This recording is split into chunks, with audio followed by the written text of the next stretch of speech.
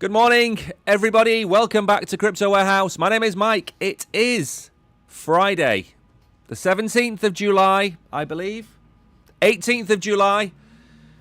And to go with the start of the bull market, I am bringing the bull market music. That's right, we have different intro music today on the show because why not? XRP hit $3.60. Cardano moved up another 15% yesterday, and the alts are starting to move. Bitcoin dominance is breaking down, and Ethereum seems to have completely ignored all of the trigger warnings. $3,500 for Ethereum. We were telling you it was going to hit 3 and then go to 3.5 in that range. And I hope the majority of you are feeling a lot better because I imagine your portfolios are a lot higher than they were a week ago. We've got a lot to talk about today. I doubt very much I'm going to get through most of this show. I'm going to spend most of it looking at the Bitcoin price, the Ethereum price, talking about that. But we do have an agenda. We are going to talk about the Genius Act. We're going to talk about the Fed. We're going to talk about Ethereum staking. We're going to talk about Larson. We're going to talk about native Bitcoin. We're going to talk about AI reading your mind. I don't think that's a good idea in my case. And then we're going to talk about a man that wants to be tattooed from head to toe in pump.fun. All of that on this show. Where would you get anything else like that? You wouldn't, would you? And if I raise this hand, you will see the ghost of me behind my head.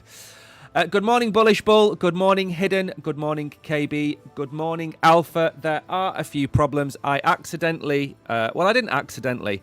There was an issue with the stream, so I've had to restart the YouTube stream, but Binance should be running okay. So I hope you are all well. We all need everything to all-time high. I'm almost at the point now where I could sell everything and smoke cigars every day and drink whiskey for the rest of my life. Although my life would be a lot shorter if I did that. Ethereum is really my second largest asset that I hold behind Bitcoin. Bitcoin, I think 65% of my portfolio. So I've been in clover for weeks now.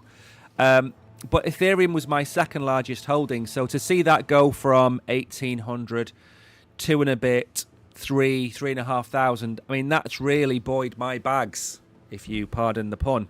So that's what we're going to talk about. We'll look at the charts as well. If you're new here, which I doubt very much because there aren't that many people watching live anymore, make sure you hit the subscribe button and make sure you give me a follow. Myself and the Oracle stream.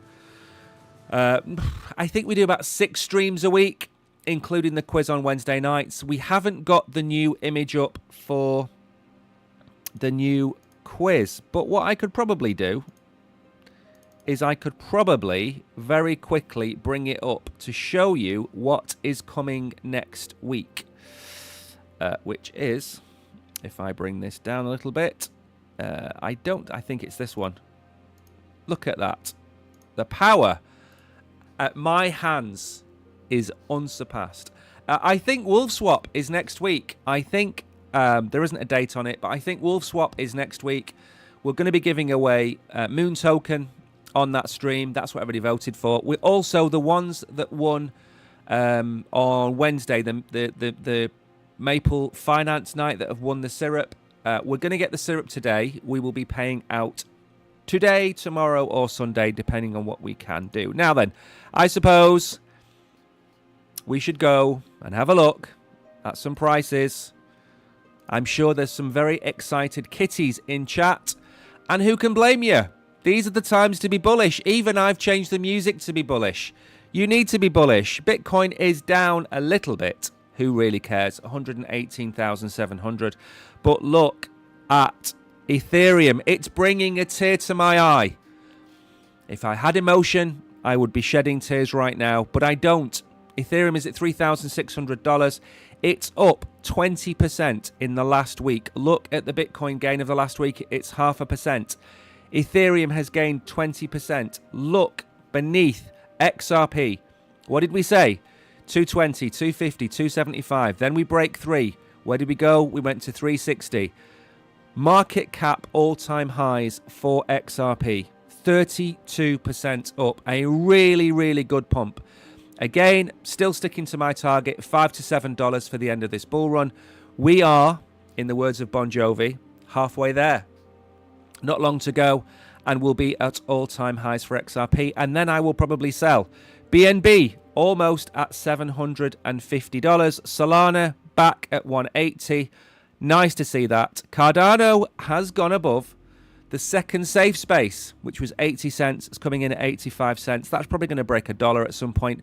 All Charles has to do is announce the news of the Bitcoin layer 2 connection, announce some stable coin, sneeze, and then Cardano will be at $1. Hype is fading. It's now half the market cap of Cardano. Is it losing steam? $46. It's not really gained a lot. Is it going to fall away? Stellar is up 55%. It could catch Hyperliquid. Sui is back at $4. Won't be long before we see that at $5, as long as things stay as they are. Chainlink back, getting up towards $20. Not far off. It's been a good week, and that's something to bear in mind. It's been a good week. These are not the times to FOMO in. These are the times to take profit or sit on your hands, because we are likely to come down as fast as we go up, all depending on the flick of a dice and depending on what side of the bed Donald Trump got out of. Gainers then in the last 24 hours. ETH Classic, wouldn't touch that with a barge pole. Lido DAO, very solid project. Uniswap, very solid project. Flare is up. Sky, Doge, many gainers. Immutable X is up. Litecoin, look at that, $108 for Litecoin.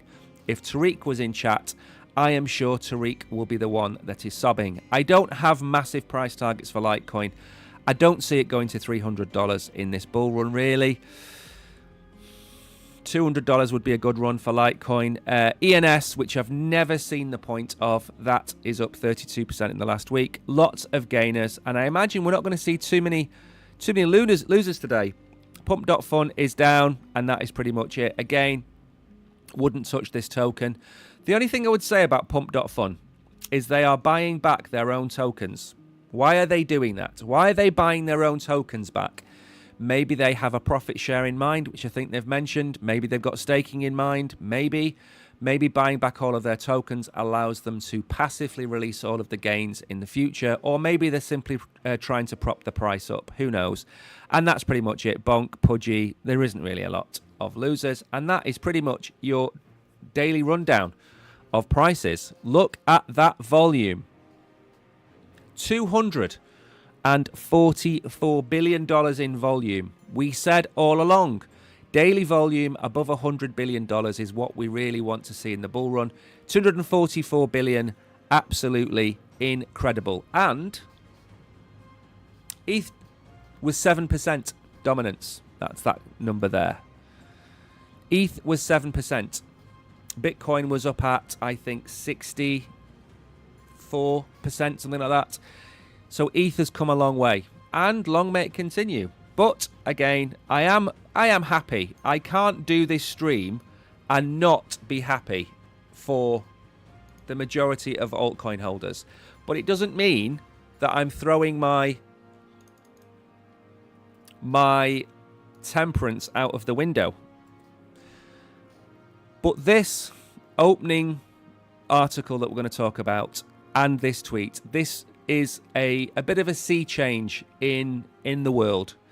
The American government will be today, this afternoon, probably in about 3 or 4 hours' time, signing off on not just the Genius Act, but I believe there are 3 acts that are being signed off. The Clarity Act, the Stability, something or other, Genius Act, all being signed off. So tomorrow, it will be signed off.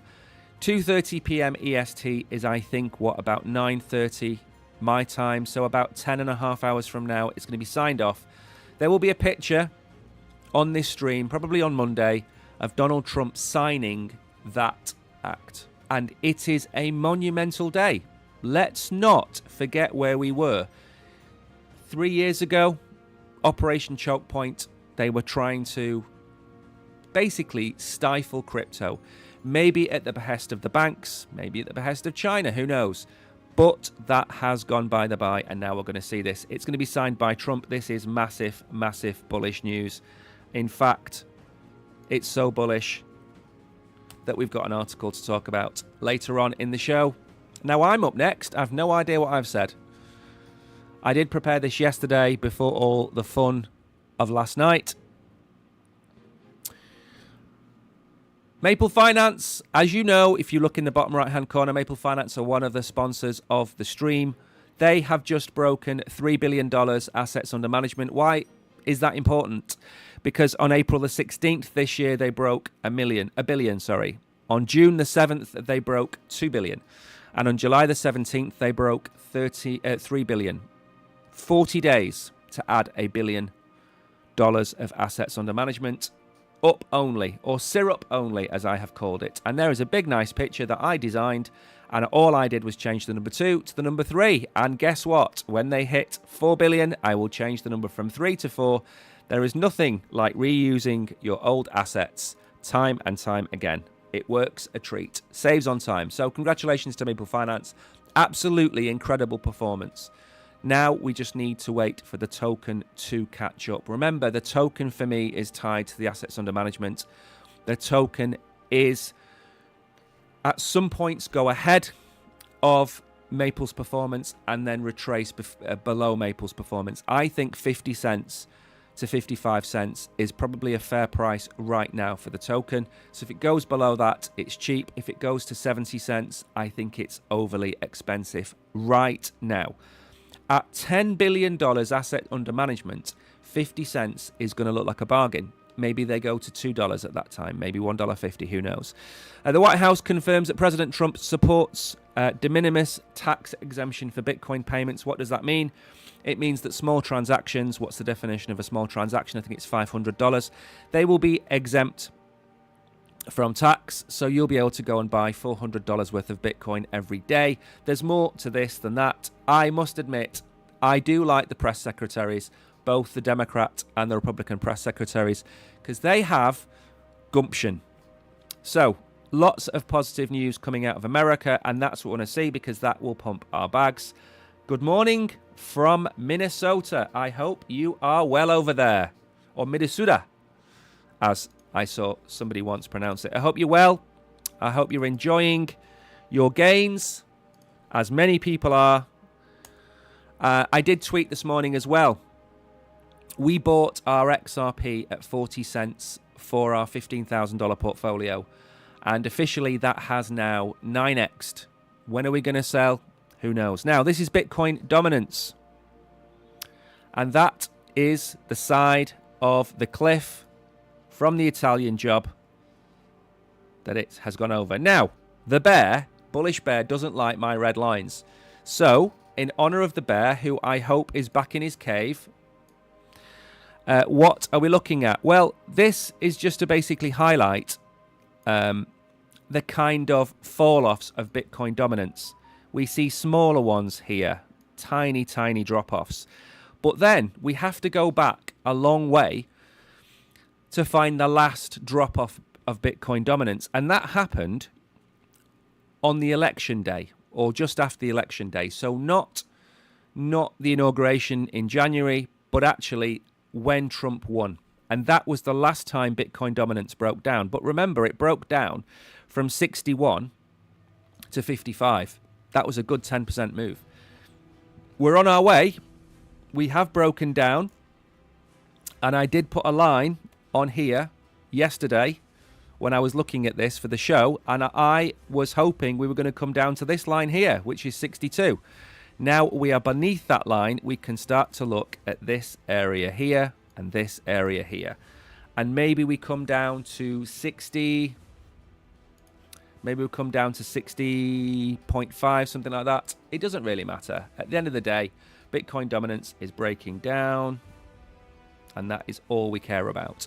Why is that important? Because it means that the alts are catching up, and especially Ethereum. I'm not going to go into the ETH Bitcoin chart, but basically ETH woke up a few days ago and decided to go to war with Bitcoin, and ETH Bitcoin is showing, if I look at this, do you know how hard it is to type when you have a microphone in front of you? You're constantly like this around the microphone.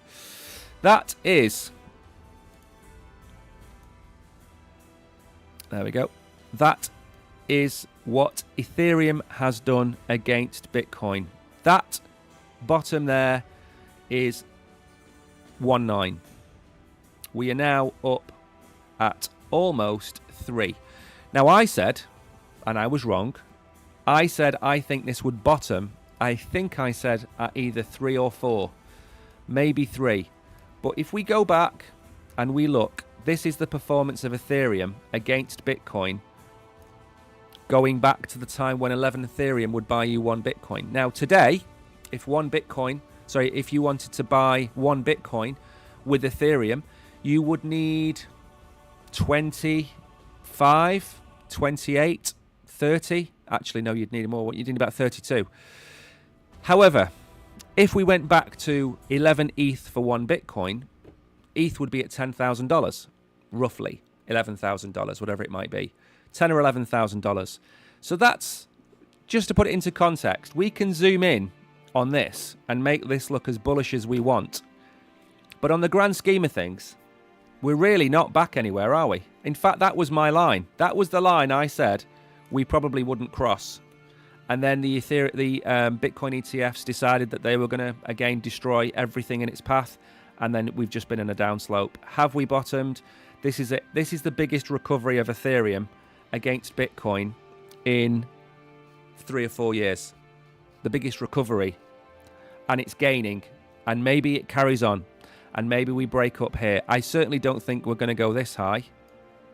I don't think we're going to go up there. But we do sincerely hope that Ethereum does move on. Now, we're going to have a quick look at this act.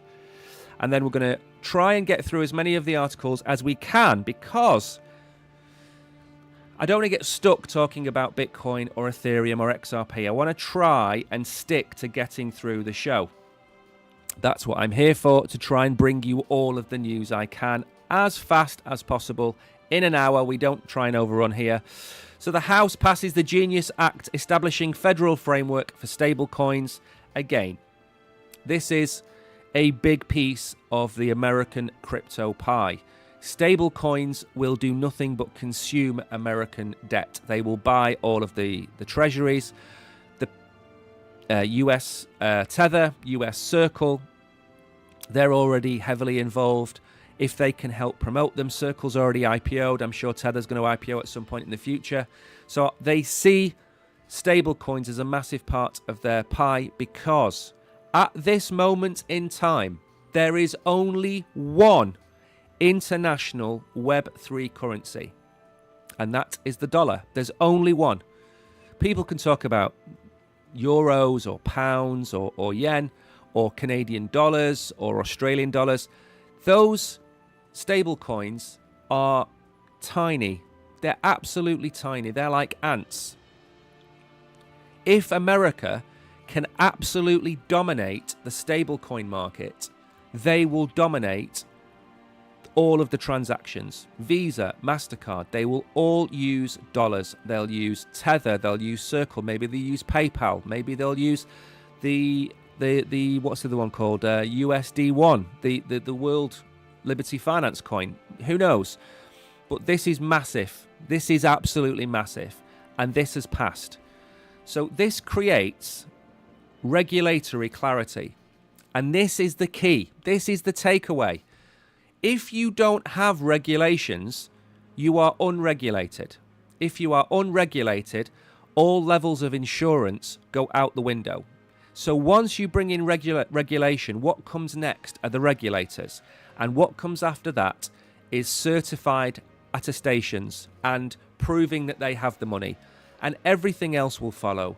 The Binances of the world, the Coinbases, all of them, they'll all fall under this beautiful umbrella of regulation, because there's no point having the Wild West. You're never going to get rich in the Wild West. You're more likely to be shot by Clint Eastwood. But the point of the matter is, regulatory clarity gives them a playing field. I said this the other week. if you're going to go play a game of football and you don't know the rules and you run on the pitch and somebody's got the ball and you run over and pick it up and walk off and the referee blows his whistle and says he's a foul and you don't know the rules, you'll get a yellow card. If you go and kick somebody in the shins, you'll get a red card and get sent off. But you don't know the rules. You don't know the rules of the game. So how can you win or how can you play a game you don't know the rules of? So regulatory clarity is the ground rules for the game. And that's why it's so important, because we've been self-monitoring ourselves for so long, because if we don't, by the time this stuff comes along, we're just going to look like cowboys. So this is incredibly important. I'm not going to go into it, but basically, this was also another massive, massive plus. This was bipartisan. So what that meant is the Democrats and the Republicans voted this through because both sides see the benefit to America. And that is incredibly, incredibly important. So all of this is massively great news. Now, the one thing I do wholly disagree with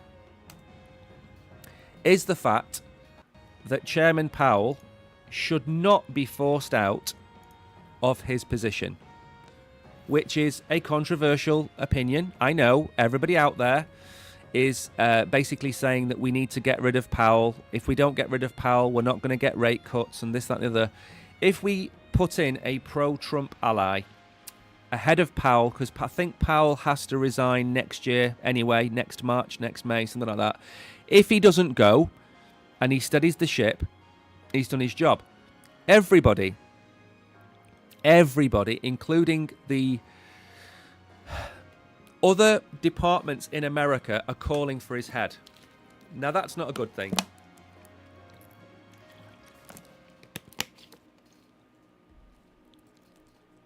They want to replace him.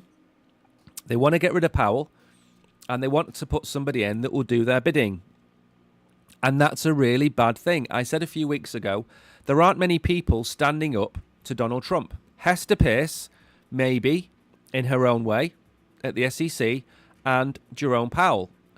Now, should he have cut rates before now? Probably. Inflation in America is a month behind. I told you this the other day. Truflation came out the other day and said this as well. They are using not last month, the month before's data, and calling it last month's data.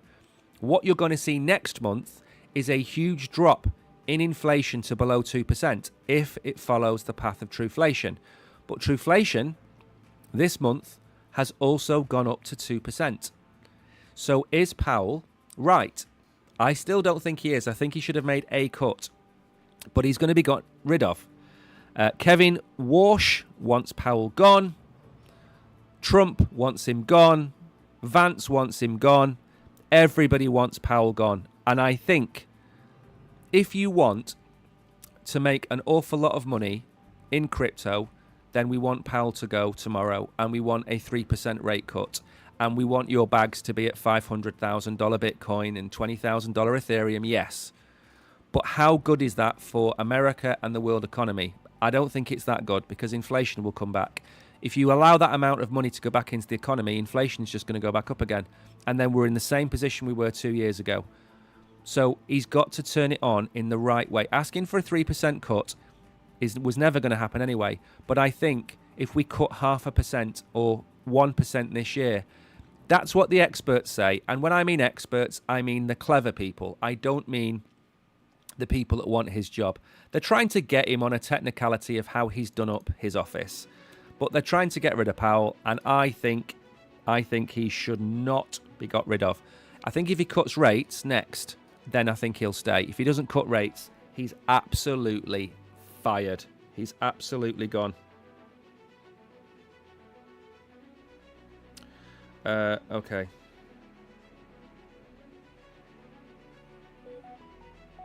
Okay, sorry about that. Right, Nasdaq moves to enable staking for iShares Ethereum ETF. This is the thing, okay. I said, again, a few weeks ago, Ethereum is going to go to between $3,000 and $3,500 when we get the Ethereum ETF staking. That's what I've said. And I'm wrong, and I'm very wrong, because now I believe it will go to $4,000 if everything stays steady. If this isn't just a pump and we're going to retrace.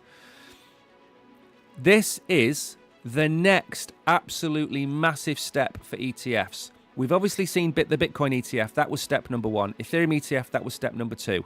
That we had proof of work and proof of stake as 2 ETFs. That's why that was so important. The next step is XRP and Solana ETFs on one hand, and on the other hand, we want the staking allowed for Ethereum. Because when you get Ethereum staking, Solana is just going to come herring through at 6% staking APY or APR, whatever it is, and then you're going to have 2 interest yield bearing stable coins on top of Bitcoin and on top of everything else. Just give me 1 second. My phone is right, let me just turn that on to, there we go. Perfect. Right, so this is going to happen. It's not if, but when. And NASDAQ has moved to enable it. NASDAQ has submitted a proposal to the SEC requesting permission to allow Ethereum holdings in the iShares Ethereum Trust to participate in staking activities, a move that could mark a first for spot Ethereum ETFs. This is mega, mega bullish. So again, what this means is you put in $1,000 into the Ethereum ETF and nothing moves. The price of Ethereum stays the same for 1 whole year. You will have $1,025 worth of Ethereum at the end of year 1. Now, that takes into account the fees that will be charged by the likes of BlackRock. So what BlackRock can do is make all of these ETFs 0 management fee and take maybe a 25% cut of the staking fees. So it basically becomes a free ETF. Do I think they'll do that? Exactly what I would do. Same with Solana. If Solana is paying 6%, they might move to offer it for free, 0 management fees, and a 5% APR. They will take 1%, you will take 5%. That is how I think they're going to play this, and that I think is absolutely brilliant. Now, there is one thing missing from this, which I used to use a long time ago. There's 2 types of funds. I'm sure people out there that are in funds know this. There's Inc. funds, INC funds, and ACC AC funds. And you can have the same umbrella fund with 2 options. Inc. stands for income and AC stands for accumulation. You could get to the stage where there are 2 options for your Ethereum ETF and your Solana ETF. One that pays out like a dividend every year or every quarter, and one that accumulates. If you're in a tax difficult regime, you're going to want an accumulation. If you're in a tax-free regime or a sub $500 tax-free regime, you might opt for the Inc., where you'll be paid it. All of those things can happen. There's no reason why they can't happen. Now, you could basically put $1 million into Solana, and if it pays out 5% a year in an Inc. fund, that will pay you $50,000 a year after fees. Absolutely the way I would do this. Whether it happens or not is a different story, but that's the way I would play this. I think it's a great move.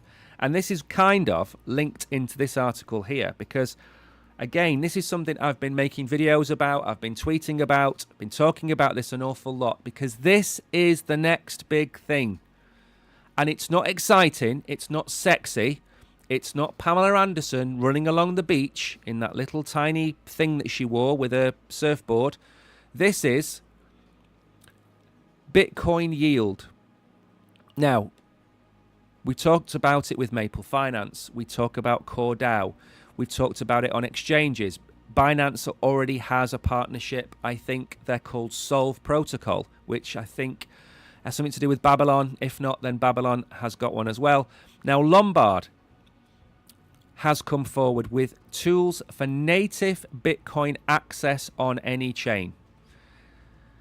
At some point, the risk reward of having a liquid staking token for Bitcoin is going to tip in the favor of holding it. It tipped in the favor of Solana probably about 2 years ago. It's now tried and tested. I've said this before again, 4 or 5 years ago, liquid staking tokens, in my opinion, were probably a little bit more risky. But Marinade are the Solana leader. they've got an awful lot of assets under management, and they've also got deals with ETFs. So Marinade are the names to look out for there. They've got their own token, MNDE, MIND token. But Lombard are going to do this. Now, again, what I'm talking about here is getting 3% yield on your Bitcoin. So not 25%, 15% yield on your Bitcoin. Let's be serious. If you can generate a 3% return on your Bitcoin with zero risk of loss, that's where we need to get to. Zero risk of loss. Now, you can say, not my keys, not my crypto. Absolutely right. Then CoreDAO is for you. CoreDAO is for you. Put your Bitcoin into your wallet, and you're allowed to have non-custodial staking on CoreDAO. The majority of people coming to crypto, the retail, the people that don't know how to use it, your mum, your dad, your auntie, your uncle, your nephew, your niece, those people who don't know any of these things will want to maybe earn a yield on Bitcoin. And the likes of Lombard and Core and Solve are going to get us into a position where that's possible. Maybe Charles and Cardano have got something up their sleeves as well. And again, if you're a purist, I totally understand why this isn't for you.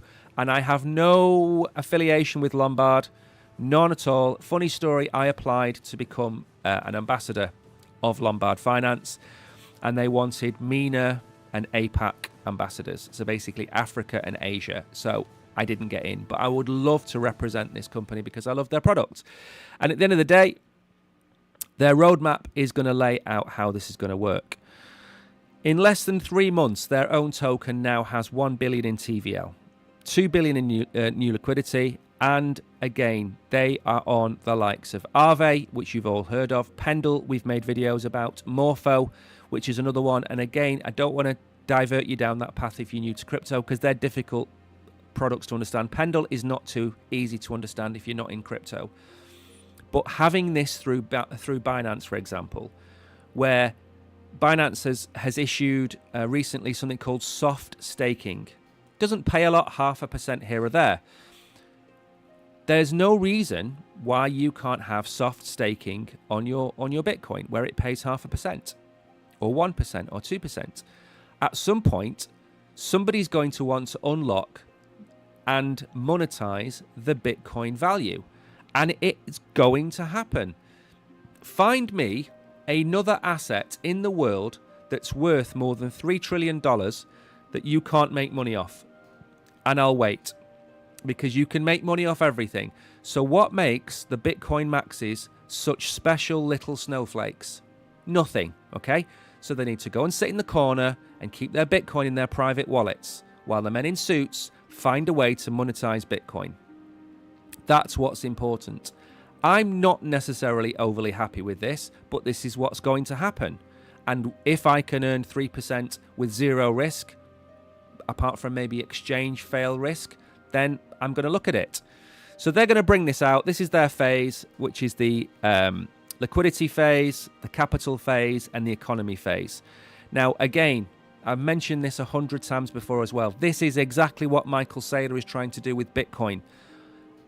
How many people out there have sat there and thought to themselves, what is Michael Saylor going to do when he stops buying Bitcoin?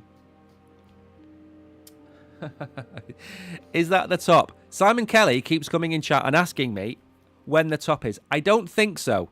I think we could be at the top in the next few days before summer. I think maybe the summer lull. I made a video about the summer lull and it was an absolute flop of a thumbnail. I did summer lulling, which was a play on words of Grease, which is too old for most of you. I understand that.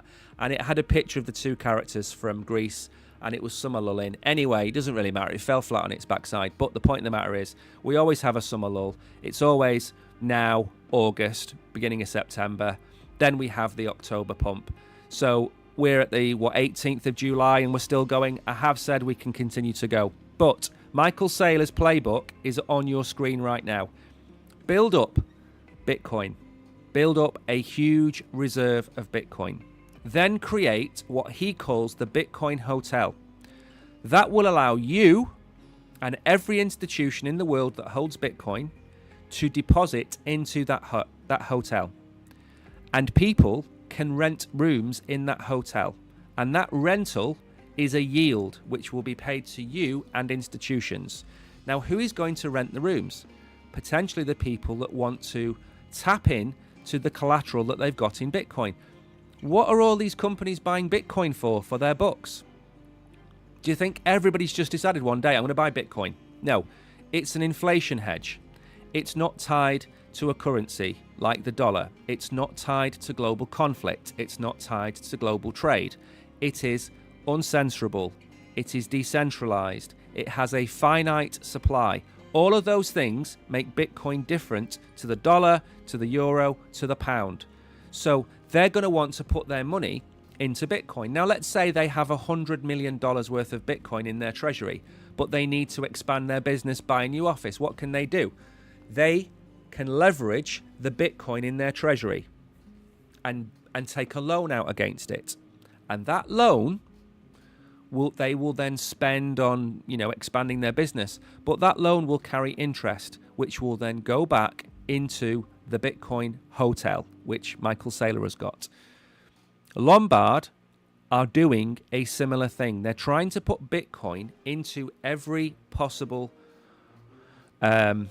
chain worth its salt. So, Solana, of course, Arbitrum, Ethereum, probably Cardano at some point is going to catch up with everybody. The XRP Ledger, which comes online with its DeFi protocols, they're all going to have these kinds of things. So again, keep an eye on Bitcoin LSTs, liquid staking tokens. I think they are going to be a massive part of our future. And if you're holding Bitcoin, and again, one of the reasons I've changed my opinion on selling Bitcoin is the institutional adoption, which is driving the price, is also going to drive the long-term price.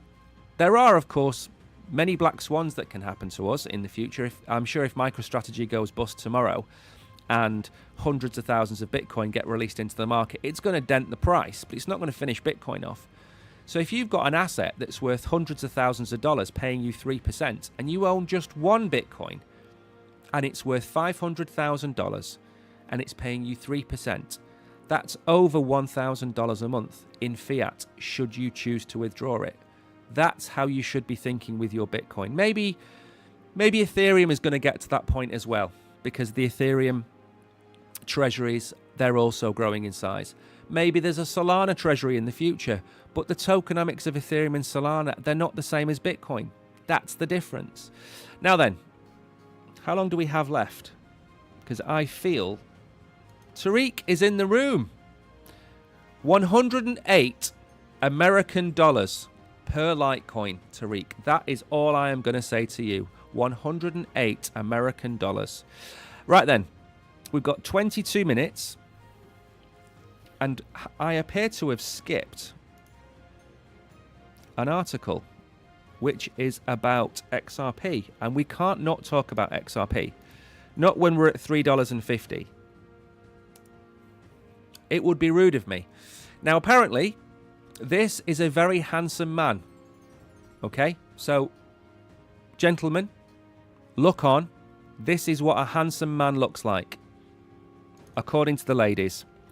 I believe this is Chris Larsen, and this is what the ladies like in crypto. Ripple co-founder Chris Larsen's cash out $26 million worth of XRP to Coinbase. Now, again, I would advise anybody in crypto that's got a crypto business like this to be very careful about moving their own personal crypto around. It's not like stocks and shares. Stocks and shares, when you're a CTO, a CEO, whatever it might be, you have to announce to the market that you have sold or you have bought your own stock. It's just part of the rules and regulations, and I think it's a very fine rule. In crypto, if Chris Larsen has $26 million worth of XRP in a wallet that nobody knows about, and then decides to sell it on the day that the XRP ETF goes live, for me, or XRP ETF is announced, should I say, for me, that's what's called insider trading. And that's illegal, and you are fined, and sometimes you're imprisoned for it. And I think a lot of the time in crypto, people think it's that easy to just move funds around. I'm going to send $26 million worth of XRP to Coinbase. Well, today, that $26 million is worth an awful lot more. This article is from yesterday, before the real pump in XRP. The co-founder transferred 8 million XRP to Coinbase across 4 transactions on July the 15th, so before the real pump. So what are we at now? $3.50. So that is $28 million worth of XRP that he's put into Coinbase. The data shows the movement occurred within minutes as XRP traded near a 7-year high. An additional 2 million XRP was sent to non-exchange wallets. Total transfers exceed $30 million in value. Now, again, one of the things that isn't in place just yet is a crypto Web3 version of what I've just said. And that is, how does Chris Larsen announce he's going to sell or has sold his XRP? Because in crypto, if he sells and announces it afterwards, everybody's going to call him. Everyone's going to call him the name, right? If he announces it before he sells his XRP, everyone's going to call him. You're dumping the market. Okay, this is the longest pump and dump in history. It's a 7-year pump and dump. It's $26 million, $30 million out of a project that's worth $153 billion. So I don't know the answer to this, and I think the SEC and Hester Peirce, I think they need to come up with a solution where the owners, the founders, the directors of a company have to have publicly visible wallets with their crypto in, and I think there needs to be a process where they notify the SEC of the intention to sell, and then the intention to sell goes through the same process that it does with other stocks and shares. There's got to be something put in place, because all that happens is you get crypto influencers who'll come on, everything, you know, one of those lovely thumbnails where everything's on fire and they're all looking shocked at the camera. Larsen betrayal, grand larceny. Why didn't I call this grand larceny? What did I call it? Yeah, that's the wrong one. Anyway, I should have called it grand larceny. So basically, he's moved the funds. Again, this is big news because you don't know what the purpose is. You don't know why they've moved it, and it just creates a little bit of confusion in the markets. Do I care if he sells $26 or $30 million worth of XRP? No, it's a fraction. What it does do, though, is it possibly dampens the market to XRP when it's seeing the co-founder selling. Now, of course, to put that into context, if Chris Larsen had 100 million XRP and he sold 5 million XRP, he's taking some profits, he's cashing out a little bit. You see Vitalik do this all the time, by the way, and nobody bats an eyelid because Vitalik sells a few 100,000 here, a few 100,000 there. He donates it as well. He's really active, Vitalik, in the market.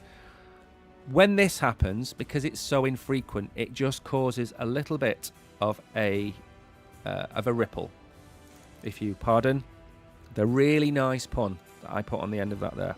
Anyway, let's move on very quickly. Remember, if you are new here, smash the like button, say hello in chat, give me a wave, let me know you're here. Tariq has said, still waiting for more. I think so.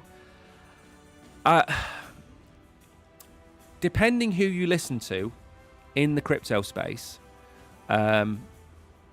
either you should have sold 6 months ago, you should not sell until March next year, or you should sell in November. And you could, I think it's like the global warming people. The global warming people who have their little, projections of how hot it's going to be and how cold it's going to be and whatever else it might be. They always go to extremes because they're paid to. And influencers are indirectly paid to be as dramatic as possible. I think it's called rage culture nowadays. Don't listen to me. I was talking to the Oracle about this. I think what we've decided to do with a lot of our alts is when we hit the price target that we want them to go to, we're going to probably sell about 50% over a course of a few weeks, days maybe. So let's say hypothetically we own Litecoin, and I don't think Litecoin's going to go above $300, but the ETF could prove me wrong. And I'm talking about this year, not in 5 years' time. So what we might do is we might say, okay, if we go to 175, we'll sell 10%. If we go to 190, 10%. 25, 10%. 220, 10%. That kind of sell. And then we'll see where we are with the market, because what we've done is we've taken a lot of profit out of the market, so that's on the side, but then we're left with half a bag of Litecoin, and that might happen in July or August, but then we're still left with 50% of the bag. And if the ETF announcement is it's going to go live on the 6th of December, we then might start to DCA out the rest of it in October/November when the hype starts to build up. And then maybe we sell at 280, 293, if it ever gets there, of course, and then see where we are. So I think we're going to take profits in stages. I've made videos about this, by the way, for OGs. I've made videos upon videos explaining how to take profits. If you dollar cost average out the way you dollar cost average in, you're going to be fine. No one is ever going to nail the top of Bitcoin or Litecoin or Solana. So how do you hedge your bets? You sell every week during the perceived bull run. Now, let's say the perceived bull run is in November. You start selling at the beginning of October, you carry it all the way through October and November, and then you carry it into December. And if you go back to the last bull run, had you sold over those 10 or 12 weeks, you would have caught the majority of the profits. Now, I could be very wrong, and November isn't the top, because now we're looking at a couple of things. Are we going to have a summer lull? Are we just going to steamroller through the summer with all of the bullish news? And are we just going to steamroller into next year? Because if we go up in lovely little steps, as we are with Bitcoin, we're not going to replicate what we did in the last bull run, which was a massive blow off top. And we're going to end up with a really long set of stairs, which means the come down isn't going to be as severe. If that happens, then maybe, just maybe, the people saying that the bull run and the 4-year cycle is over, maybe they're all right. Maybe the volumes coming in through Bitcoin ETFs, maybe they're all right. And I am wrong. And maybe there isn't going to be a blow-off top for Bitcoin. But I certainly think there's going to be a top for the alts. Where is Ethereum going to go? Is it going to go to $6,000? Could very well go to $6,000. $8,000? Maybe. XRP? Is it going to go above $5, $6, $7? Maybe not right now, but maybe in November. So there might be an alt season all-time high, blow-off top, bull run. And maybe Bitcoin just doesn't join in. Maybe Bitcoin just carries on regardless. And then maybe the alts run up. And then everybody looks at Bitcoin and thinks that's not going to stop. So they'll rotate from Bitcoin into alts, and then they'll think we need to get back in on this train, and then go back into Bitcoin, which will push Bitcoin even higher. Who knows? It's too early to tell, but there's something different about every cycle. And this cycle is Bitcoin is being really, really responsible and grown up. It's got its suit on, and it's not a little kid anymore. And I just don't see a 60 or 70% correction in Bitcoin ever again. Short of a cataclysmic black swan, I don't see us ever dropping below $50,000, something like that, which is what, 60% from where we are? It would have to be the end of the Trump administration, a new Democrat party that's completely anti-crypto, that's completely anti-stable coins, and I just don't see that.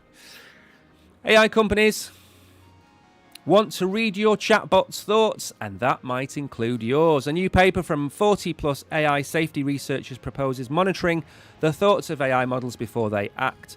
Experts warn this safety tool could become a surveillance weapon. Everything. I mean, who have you got in America? You've got Alex Jones in America, and you've got David Icke in England. And I actually did a bit of research on David Icke for a different video for a different time.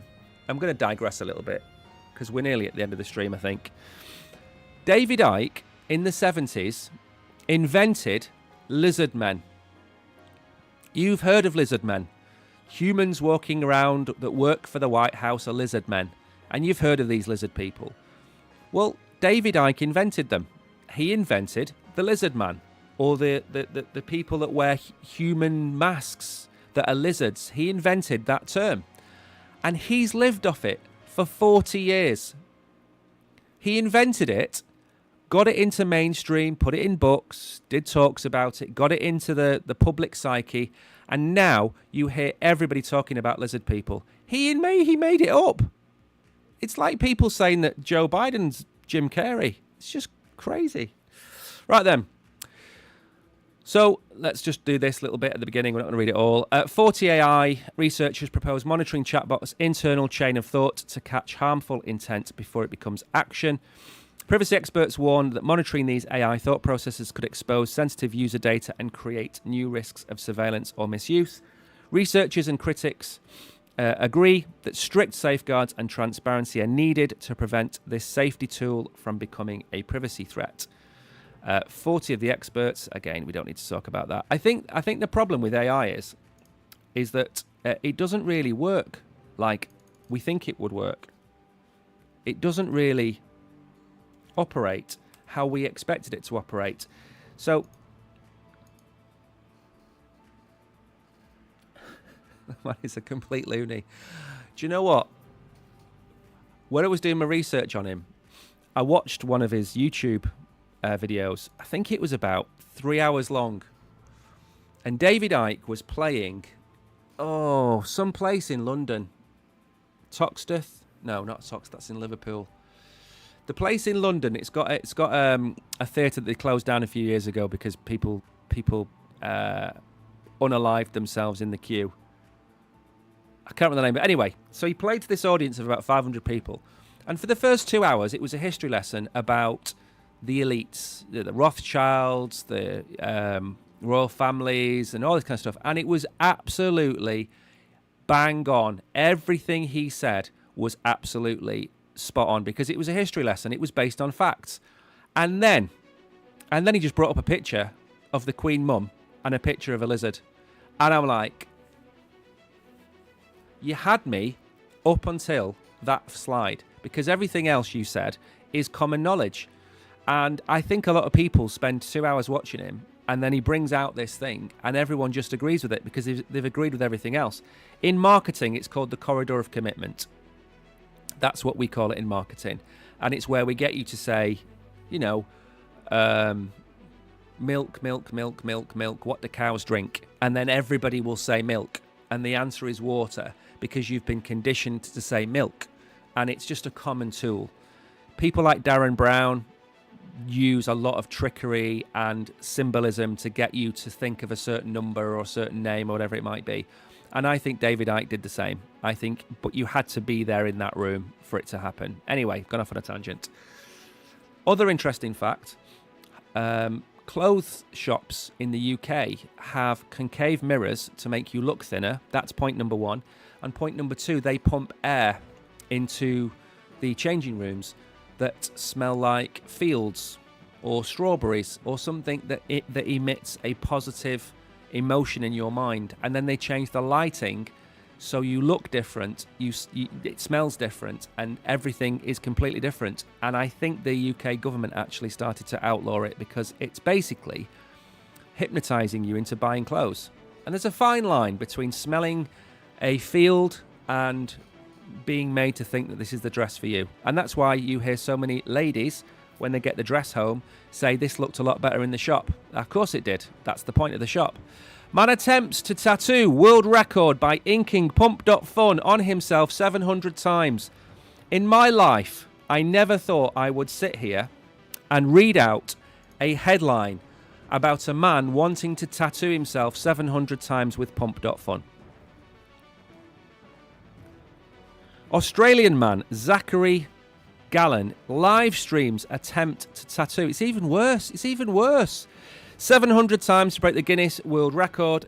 Gallen, a former biker gang member, termed, removalist, aims to launch a virtual tattoo studio via his Pump Inc. crypto token. The self-inked campaign doubles as a marketing stunt, driving traffic to the Solana meme coin platform, Pump.fun. There's going to have to be a different way where I put this mic so it's not directly in front of my screen.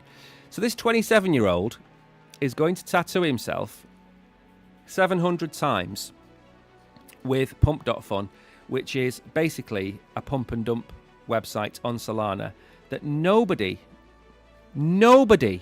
in their wildest imaginations is going to remember in 10 years' time.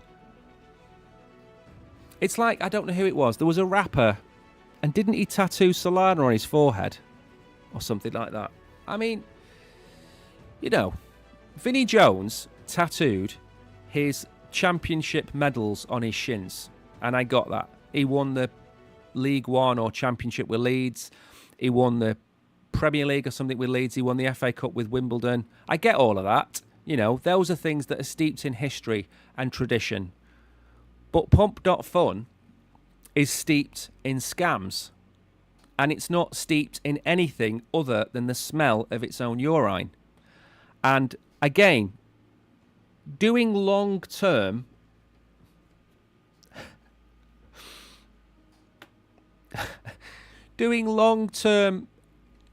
changes to your physique for a marketing stunt, I don't get it. The phone died on stream, so I had no chance to lock in. 415, 252 to go to beat the current world record. Look at the state of that. That looks like the One Ring. What an idiot. What an absolute idiot.